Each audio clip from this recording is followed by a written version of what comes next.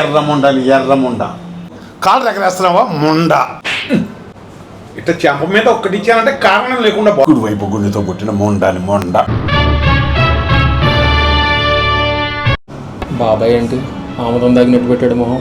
నేను ఇంతవరకు ఏ సినిమాకి ప్రమోషన్ చేయలేదురా, బలవంతంగా లాక్కొచ్చి కూర్చోబెట్టావు.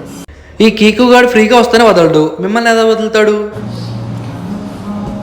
గంగిగోవు లాంటి మ్యూజిక్ డైరెక్టర్ శేఖర్ చంద్ర ఆయన చేత లుంగి గట్టించి డ్యాన్స్ చేయించినందుకు కాళ్ళు ఎగరేస్తున్నావా ముండ. చెప్పా కదా వీడు ఎవరిని వదలడని.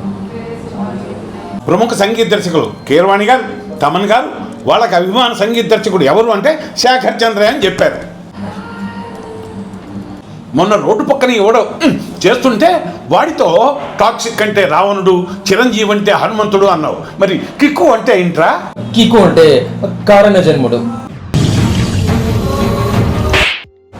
ఇట్లా చెంప మీద ఒక్కటి ఇచ్చానంటే కారణం లేకుండా పోతావు. కుడివైపు గుండెతో పుట్టిన మొండాని మొండ.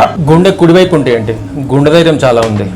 ఈ సినిమాకి ప్రమోషన్ ఒక్కటైనా హీరో చేస్తున్నావా నువ్వు? హీరో అయితే ఏంటి బాబాయ్, జనాల్లోనే ఉండాలి. ప్రమోషన్స్ అంటే అంతే. అయినా నీకు ముందే చెప్పా చిరంజీవి అని టైటిల్ పెట్టకు, సెన్సార్ వాళ్ళు ఒప్పుకోరు అని. బాబాయ్ సెన్సార్ వాళ్ళు అబ్జెక్షన్ పెట్టలేదు.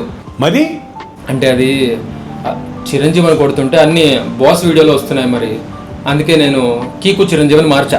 ఆ బుద్ధి పేరు పెట్టక ముందు ఉండాలి. నువ్వేమైనా అనుకో బాబాయ్, నా సినిమాకి అదే పర్ఫెక్ట్ టైటిల్. మంచి పాటలు, మంచి సంగీతం ఏ మ్యూజిక్ సంస్థకు అమ్మకుండా లేబులో కొత్తిమీర కట్ట అని యూట్యూబ్లో రిలీజ్ చేస్తావా?